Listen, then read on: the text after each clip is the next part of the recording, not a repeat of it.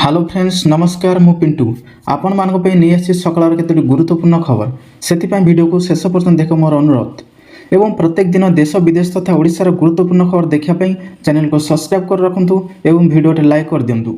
प्रथम खबर एणिकी वर्ष तमाम चलो बाली यात्रा 12 मास कंपिब महानदी पठा सारा ओडिशावासी आसला खुशी खबर। ऐतिहासिक बालीजात्रा को नहीं बड़ घोषणा कर नगर उन्नयन मंत्री कृष्णचंद्र पात्र। एणिकी वर्ष जाक हसिब महानदी पठा सबुदिन लग रही पर्यटकों मेला चलो बेपार वाणिज्य आउ जमी ऐतिहासिक बालीजात्रा। एणिकी वर्षाक महानदी पठार बालीजात्रा रही घोषणा होईछि। परवर्ती खबर आसंता 23 मंत्री परिषद बैठक अतिरिक्त बजेट अनुमोदन 26 विधानसभा। आसंता 23 तारिख में मंत्री परिषद बैठक बसिबो। सेही दिन अपराह्न मुख्यमंत्री मोहन चरण माझी अध्यक्षतार यह बैठक अनुष्ठित होगाकू जाउछि। एही बैठक में राज्यर अतिरिक्त बजेट पर आलोचना कराजिबो। मंत्री मानक मध्य आलोचना पर यह बजेट मंत्री परिषद अनुमोदन मिलिबो बोली सूचना मिलिछि। परवर्ती खबर नौसेना दिवस पर पुरी रे कटकणा उड़ीबनी ड्रोन पड़िबनी अलिया। आगामी डिसेम्बर 4 तारिख में पुरी रे राजभवन निकटस्थ ब्लू फ्लैग ब्रिज बेलाभूमि रे नौसेना दिवस नाभाल डे पालित हेबो। एथिरे नौसेनार विविध कार्यक्रम प्रदर्शन होब ता सहित एयर शो कार्यक्रम अनुष्ठित होब। जल जहाज माध्यम आकाश मार्ग दुस्साहस कौशल प्रदर्शन करा। परवर्ती खबर विश्व को घारिला तृतीय विश्वयुद्ध भय। यूक्रेन को घातक अस्त्र लैंडमाइन देला अमेरिका। पुतिन को चेक देवाई अमेरिकार बड़ प्लान। रूसिया एवं यूक्रेन युद्ध पर घातक अस्त्रशस्त्र पठाउछि अमेरिका। कहुच्छे अमेरिका पठाई अस्त्रशस्त्र सबुठ घातक हेब। प्राय 275 मिलियन वेपन डील नहीं आंतर्जातिक गणमाध्यम खबर सामना को आसी। यही चुक्ति अनुसार अमेरिका यूक्रेन को लैंडमाइन ड्रोन इत्यादि पठाई। परवर्ती खबर मधुर माछ उत्पादन में आत्मनिर्भर हेब ओडिशा। 100 कोटी टंकार तैयारी हेब आक्वा पार्क। मधुर माछ उत्पादन पर एवं ओडिशा आत्मनिर्भरशील होगाकू जाउछि। संबलपुर जिलार बसंतपुर में हेब 100 कोटी टंकार आक्वा पार्क। ता सहित ओडिशा हेब मत्स्य और पशु संपद विश्वविद्यालय। आज विश्व मत्स्य दिवस अवसर में घोषणा कर मत्स्य और प्राणी संपद विकास मंत्री गोकुलानंद मल्लिक। परवर्ती खबर सुभद्रा को नहीं बड़ सूचना देले उपमुख्यमंत्री कहले डिसेम्बर 1 सुधा समस्त को मिल टंका। डिसेम्बर 1 सुधा कोटी महिला को सुभद्रा टंका दिज्व एने सूचना देते आज मुख्यमंत्री उपमुख्यमंत्री प्रभाती परिडा। एणिकी तृतीय पर्यायर सामिल हो समस्त अंगनवाड़ी कर्मी बोली आज से कहते। परवर्ती खबर 8 कोटी 80 लक्ष नकली राशन कार्ड बातिल कले केंद्र सरकार।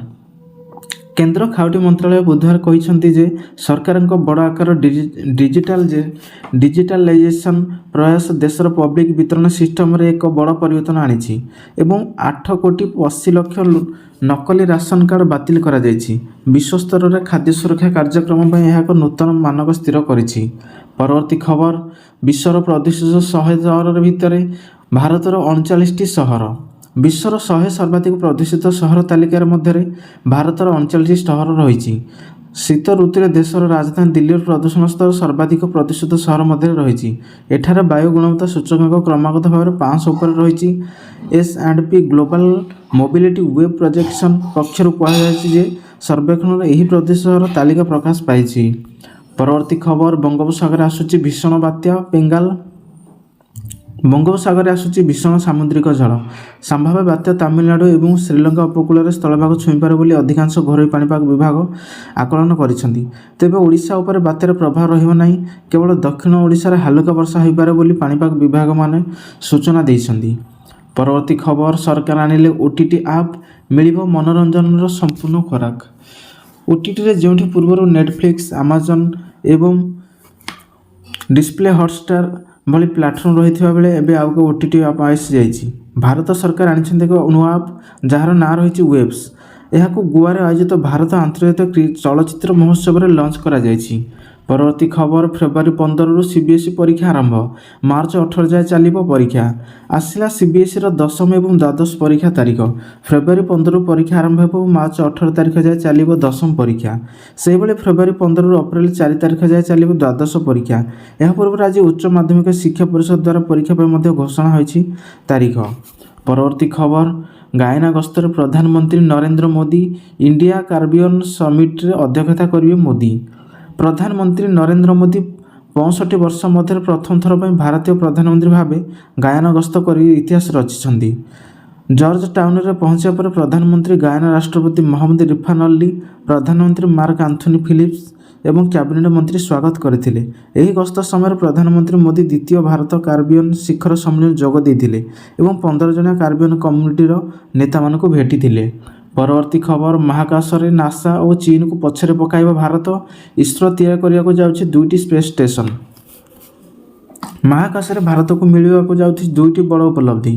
ଭାରତୀୟ ମହାକାଶ ଅନୁସନ୍ଧାନ ସଂସ୍ଥା ତଥା ଇସ୍ରୋ ରଚିବ ଇତିହାସ। ଗୋଟିଏ ନୁହେଁ, ମହାକାଶରେ ଇସ୍ରୋ ତିଆରି କରିବ 2ଟି ସ୍ପେସ୍ ଷ୍ଟେସନ।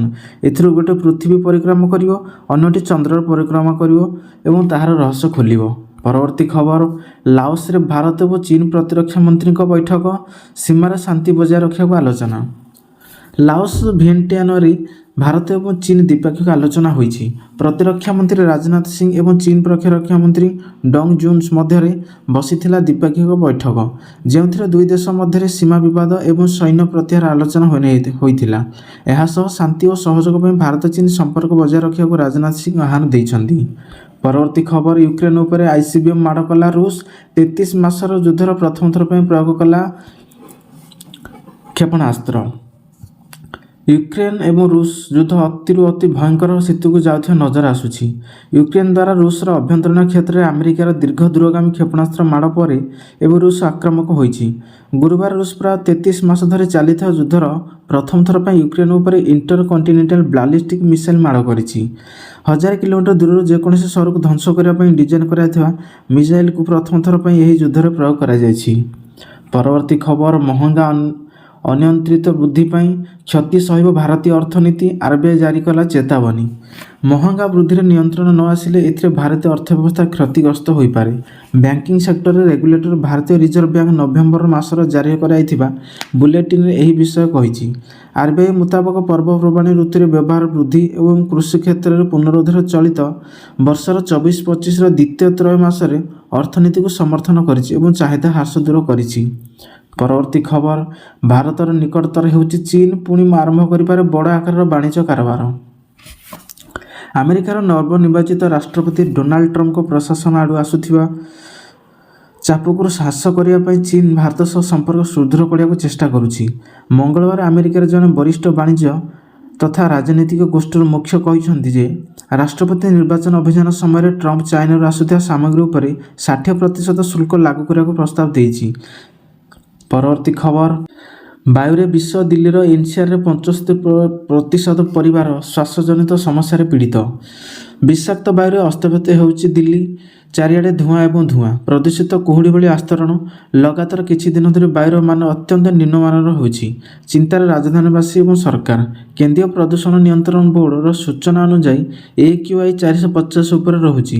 ବୁଧବାର ପ୍ରକାଶିତ ଏକ ନୂତନ ସର୍ଭେରେ ଦିଲ୍ଲୀ ଏନସିଆରରେ ବାୟୁମଣ୍ଡଳ ଗୁଣବତ୍ତାର ହ୍ରାସର ଭୟାବହତା ପ୍ରକାଶ ପାଇଛି। ପରବର୍ତ୍ତୀ ଖବର, 2036 ଅଲିମ୍ପିକ୍ ଗେମ୍ ହେବ ଦିଲ୍ଲୀରେ, ଆୟୋଜନ କରିବ ଦିଲ୍ଲୀ।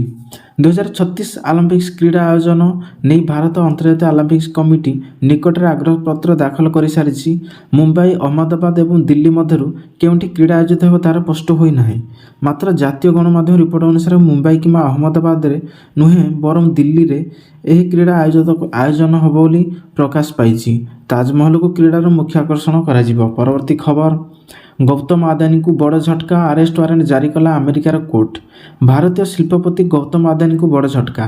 ନୂଆ ବିବାଦରେ ଫସିଲେ ବିଶିଷ୍ଟ ଉଦ୍ୟୋଗପତି ତଥା ଭାରତର ସବୁଠାରୁ ଧନୀ ଏବଂ ଆଦାନୀ ଗ୍ରୁପର ଅଧ୍ୟକ୍ଷ ଗୌତମ ଆଦାନୀ। ଆମେରିକା ଆଣିଲା ଗୁରୁତର ଅଭିଯୋଗ। ଆମେରିକାର ସୋଲାର କଣ୍ଟ୍ରାକ୍ଟ ହାସଲ ପାଇଁ ଦେଇଥିଲେ 2000 କୋଟି ଟଙ୍କାର ଲାଞ୍ଚ।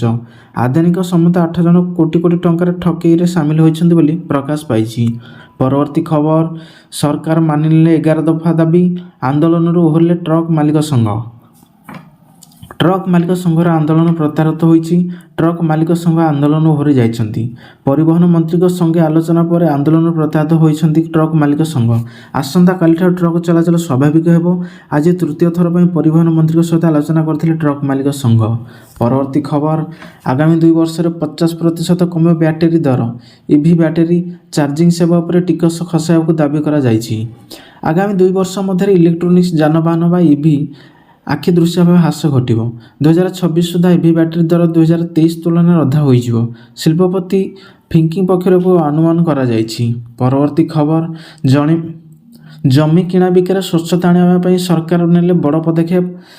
ଜମି କିଣାବିକାର ସ୍ୱଚ୍ଛତା ପାଇଁ ସରକାର ନେଲେ ବଡ଼ ପଦକ୍ଷେପ। ସବ୍ ରେଜିଷ୍ଟର ଅଫିସରେ ହଟିବ ଦୁର୍ନୀତି।